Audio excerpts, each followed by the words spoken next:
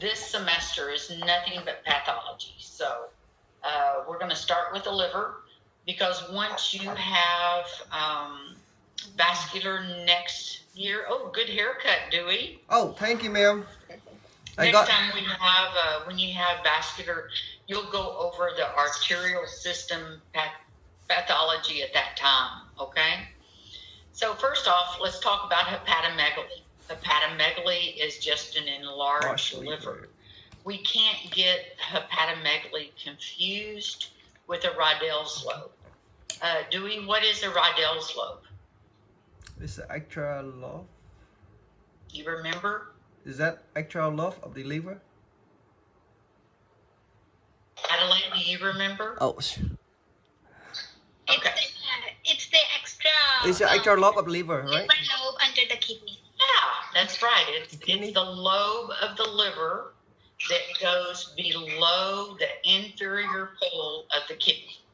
It's just a normal variant. Okay? Just a normal variant. Sorry, my phone would mute. Huh? My phone would mute. I tried to answer you, but my phone is mute. Oh, okay, Dewey. Sorry. You're having problems like I am? Yeah. Okay, so when we do the mid-clavicular, anything that's over 15.5 centimeters is considered hepatomegaly. But we have to make sure if they have a Rydell's lobe that we document that.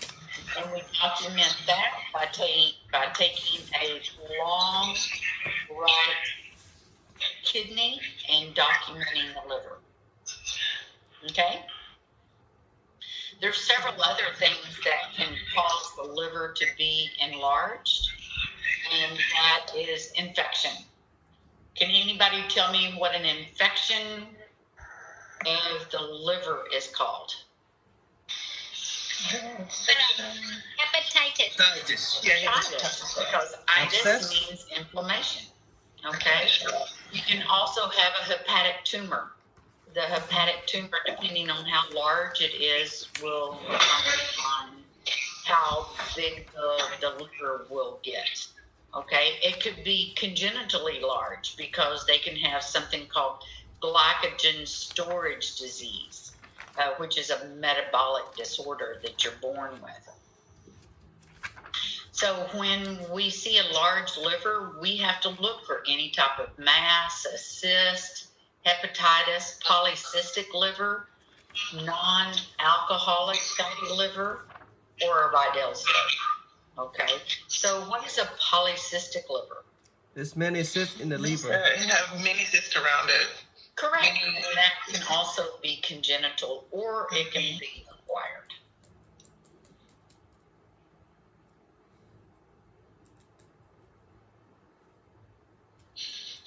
Okay, so which of these is a defining that tells us we have an enlarged liver? D. D. It would be D. Anything over 15.5. So these are the things we're going to talk about today: fatty infiltration, glycogen storage disease, hepatitis, and cirrhosis. And then we're going to call it a day. Okay? Yes, ma'am. Okay, so hepatocellular disease is caused from the hepatocytes no longer work the way that they're supposed to, and it interferes with our normal liver function. The hepatocyte is a liver cell. Okay? So this diffuse liver disease can be as simple as fatty, which can be reversed, or severe, such as hepatitis, and from hepatitis you can go into cirrhosis. No one can live without their liver, but they can transplant the liver. If they take the liver and they take a certain lobe of it, remember we studied all of the lobes, okay? Then they can take certain lobes and then transplant those, and it will regenerate itself. when we look at the liver, we want to make sure to look at the edges.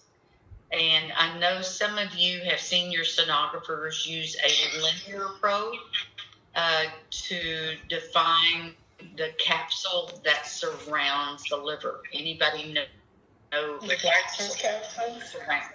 The Glycogen capsule, correct. Yeah, Glycogen capsule.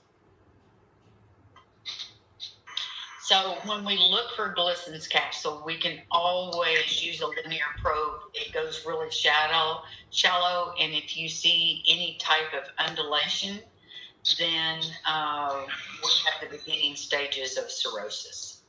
Okay. Also, the echo texture can change.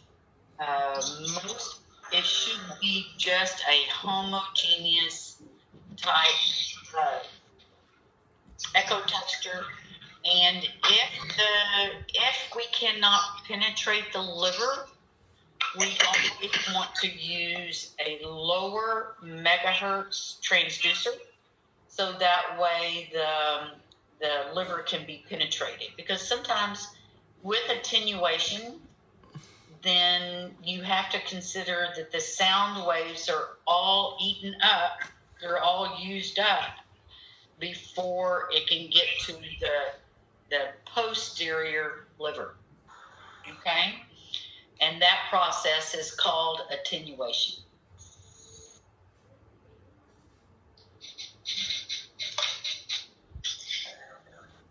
So, can you hear me? Yep. Okay. Tell me again what attenuation is. Guess it loses energy as it penetrates an organ. The loss of energy. Is That's the weakness, the weakness of sound wave.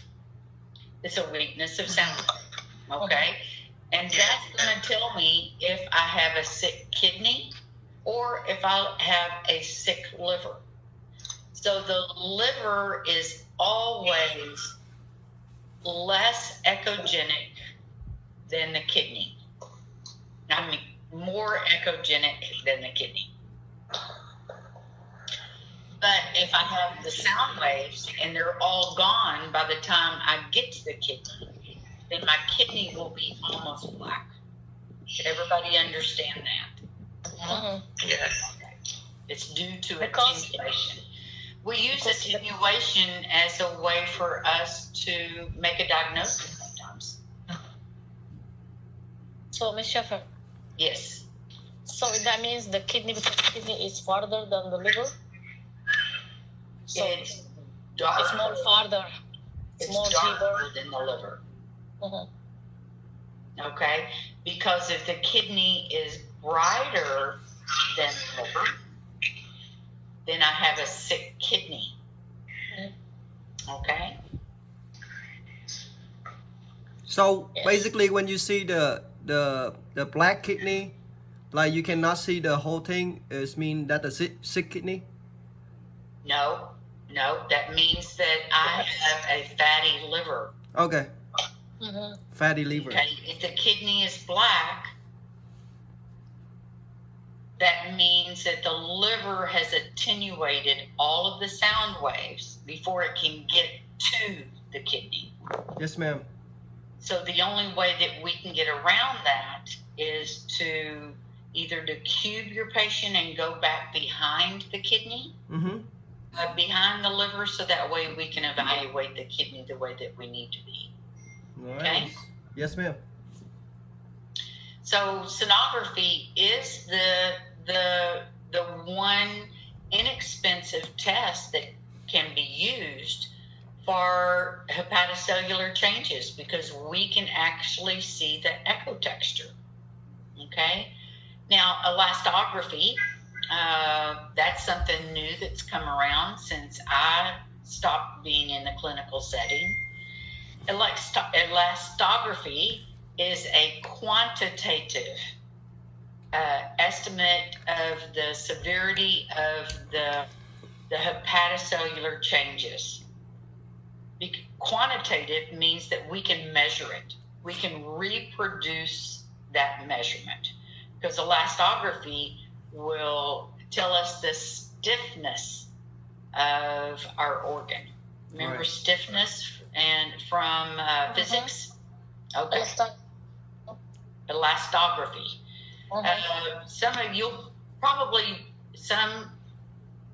you'll hear about it in research paper because usually every year somebody does it. Uba did it this year. Yeah, I'm doing it this. Oh, you're doing it this year. Yeah. That's perfect. Yeah, Yeah. it's perfect because it is a new imaging modality. Yes. She did cover. It's in her PowerPoint. I'm talking about the, really good. Yeah. I'm talking about the fibroscan, which is it's part of the elastography because the elastography it comes in a different form. So I'm using the fibroscan for fibrosis, liver fibrosis. Yeah. That's good.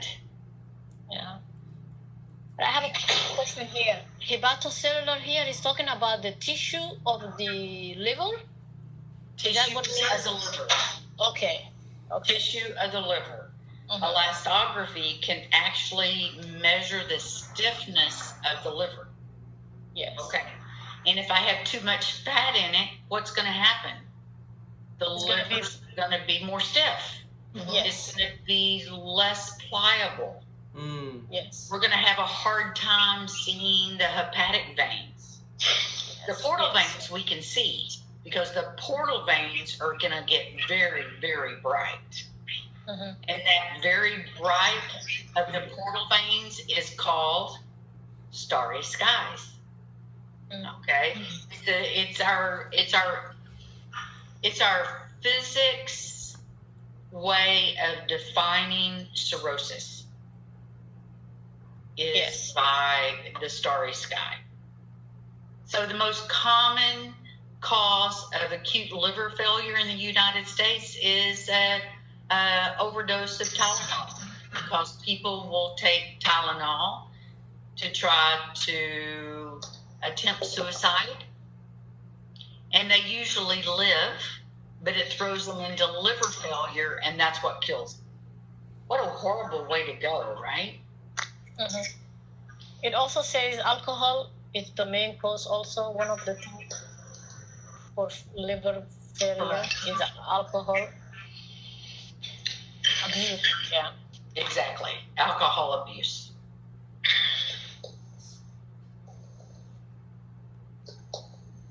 Well, here it goes.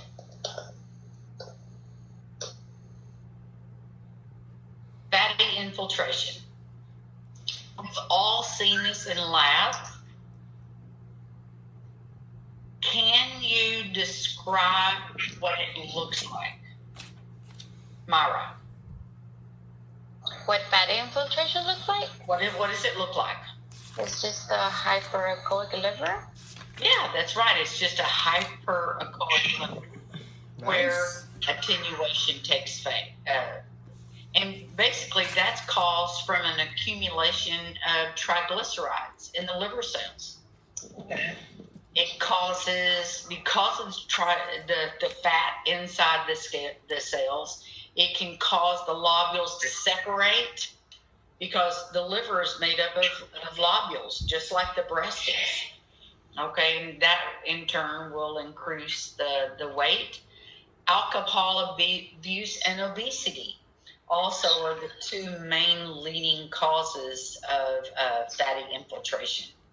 But we also have a problem with that if you have diabetes, hepatitis, steroid use, chemotherapy, parenteral hyperelimination. What's that?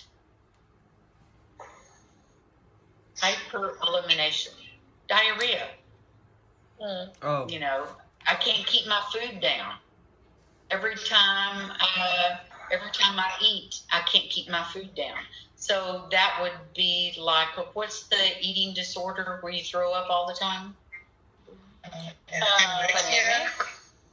Yes, anorexia. So that is when we eat, we throw it up, or we have diarrhea. One of the two. Okay. Protein malnutrition, pregnancy can cause it. cystic fibrosis, TB, some GI disorders, hyperlipidemia.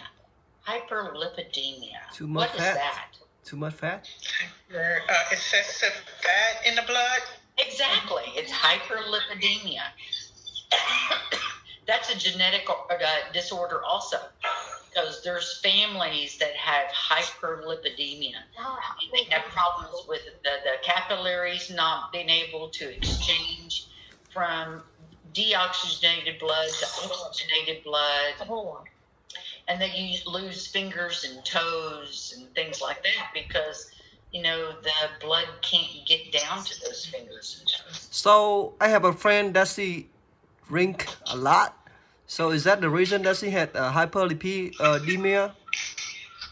Hyperlipidemia, because she drinks a lot? Yeah. No.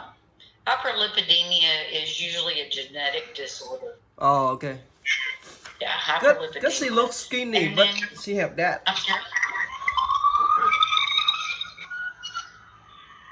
And glycogen storage disease. Glycogen storage disease is also going to be a genetic disorder. Okay.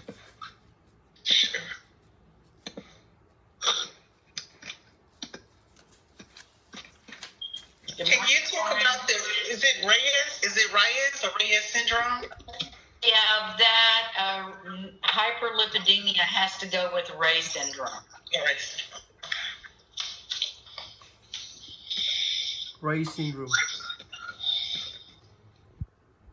Okay, so orange here.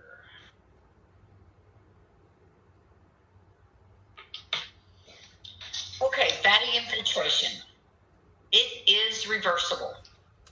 We can change the way that we eat, and we can actually reverse the fatty infiltrations in our liver.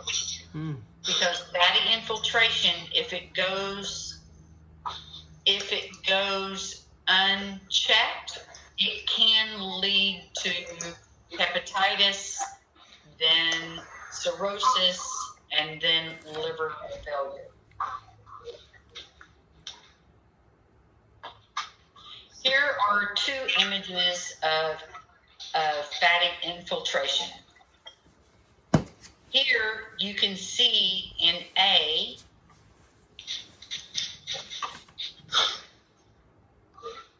the fatty liver is heterogeneous. It is supposed to be homogeneous. And plus, the kidney is too dark compared to the echogenicity of the liver. But we've seen worse, haven't we? Now, this is with a higher transducer on A, and B is the same patient using a lower frequency transducer. The lower the frequency, the more penetration that we get in the patient. You can also see on A that we have this happening because we don't see all the way back to the diaphragm. Adelaide, what is this called? Shadow artifact. What is this called? Exciting. TGC. Lauren? Morning. Anybody? The glycogen Ascites. capsule. What is this area? What is this called? Does the patient have ascites or posterior aspect of the liver? Nope. Did The you see? diaphragm, maybe? Here's the diaphragm. Is that TGC, Miss Seven? What is not that process called? Oh, attenuation? Attenuation. Okay. Good. Attenuation. Because we can't see the posterior liver. Okay. You're right. So the sound waves have attenuated. Okay. I can't see the posterior liver. So that tells me I have to go to a lower frequency transducer to be able to see the posterior liver. Got it? Yes, ma'am. Yes. Okay. Simple question. Easy. Okay. Now, these are two different things. I wonder why this isn't coming up. It's slow. Yeah. Okay, so this right here is fatty focal infiltration. Fatty focal infiltration. Okay? Meaning I have normal liver and I have a glob of fat. Okay? What are you going to do as a sonographer? You're going to measure it with and without measurements and with and without color. Anytime you see pathology, whether it's normal or not, with and without measurements, with and without color. So this could be a fibrosis? No, it's fatty infiltration. That area right there is an area of fibrosis, yes. Yes. Just this area. Okay? So in D, we have focal fatty sparing. Focal fatty sparing. So you can see it's always around the gallbladder and around the portal vein. Those are the areas that we're always, if they have focal fatty sparing, it's going to be in those areas. It's not going to be out here next to the capsule. Okay? They're usually going to be irregular shaped. Okay? They're usually going to be irregular shaped. The next thing we're going to talk about is glycogen storage disease. Did y'all get my PowerPoint yesterday? Yes. Yes. Okay.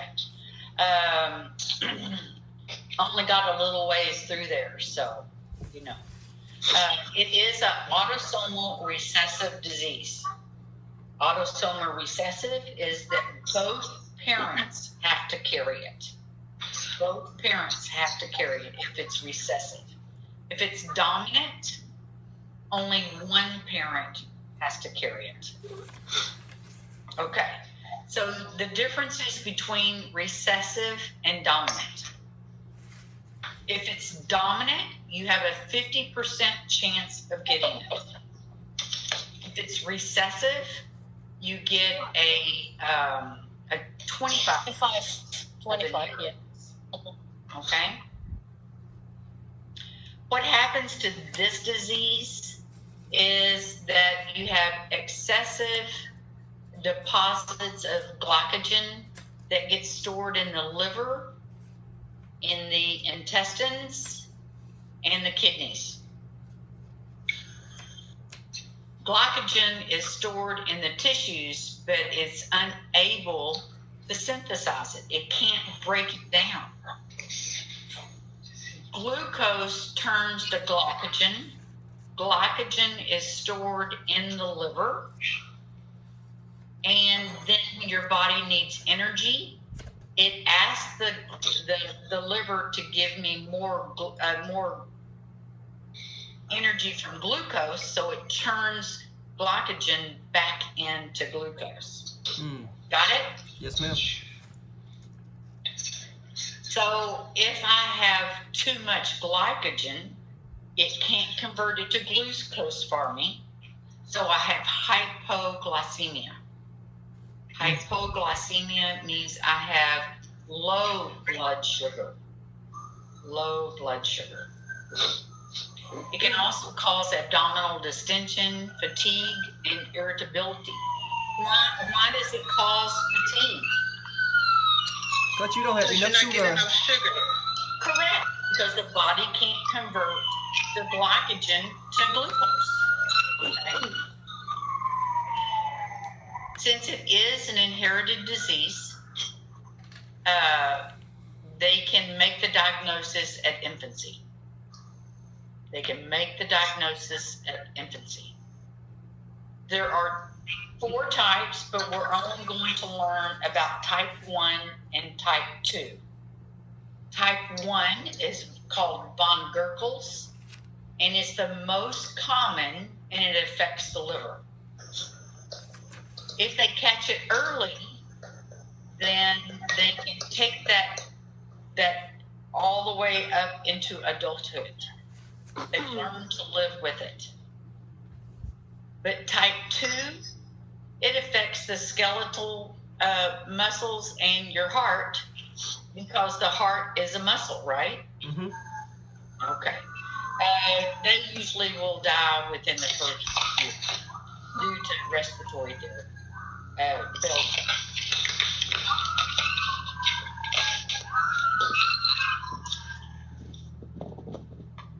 Okay. So if I have type 1, I'm going to have an increased in echogenicity, and it's going to look a lot like a fatty liver.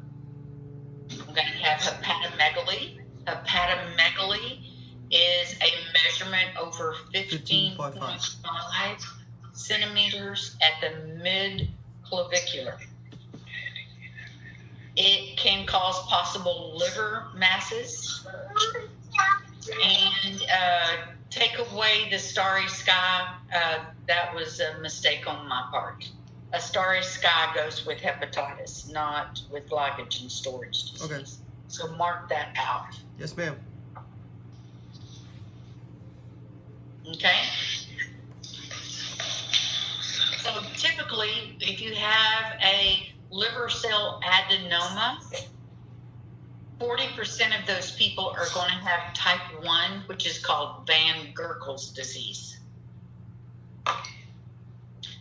Types 3 and 4 are most of the time going to be associated with cirrhosis and HCC. HCC is the abbreviation for hepatocellular carcinoma.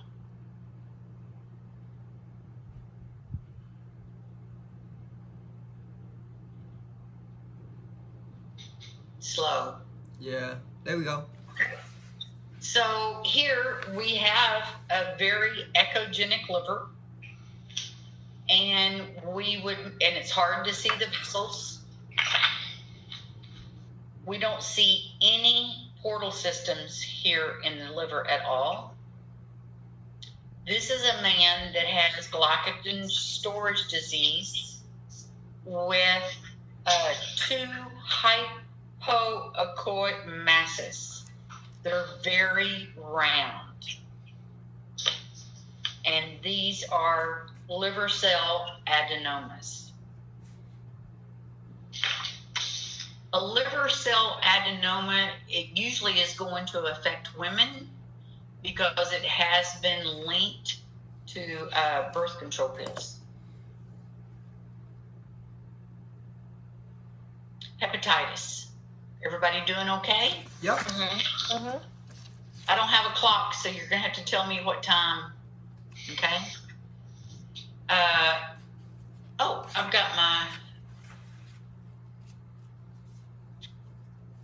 got my phone here. So it's 10:45. Got 1 more hour. Okay, hepatitis. Hepatitis is inflammation of the liver.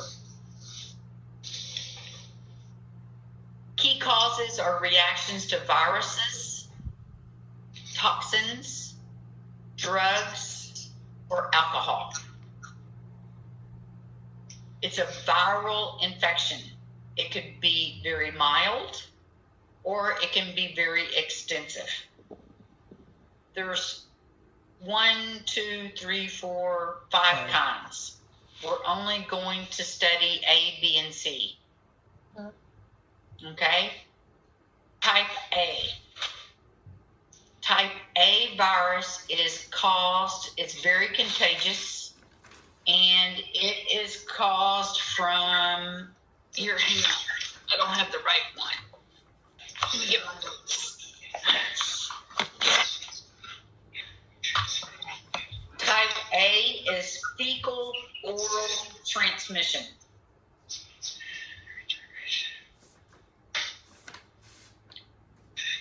B,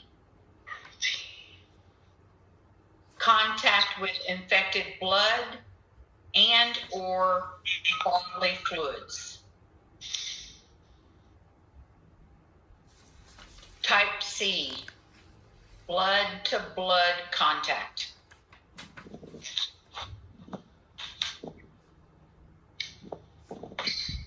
Type C, blood to blood contact. Was this the one most common? I'm sorry? In type the C is the one most common, right?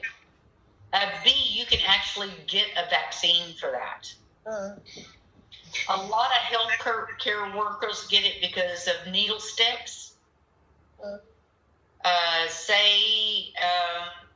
And if you have a needle stick, you are to report to occupational health because you can get hepatitis B from a needle stick. oh, okay. Hepatitis A, those people are usually going to be in isolation because you can get, it's very, very contagious. Hepatitis C, we see that a lot with IV drug users or in the gay communities because of anal sex and using needles after one another. Hmm.